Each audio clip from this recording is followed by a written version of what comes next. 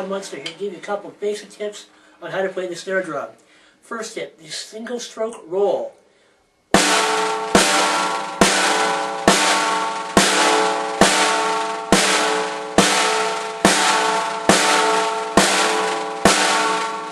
And then reverse hands.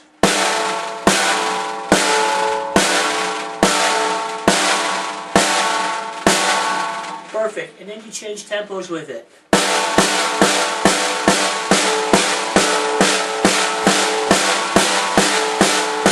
And then a faster tempo.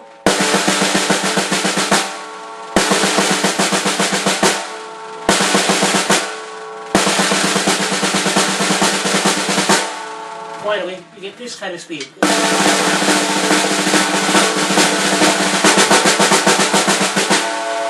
Bingo!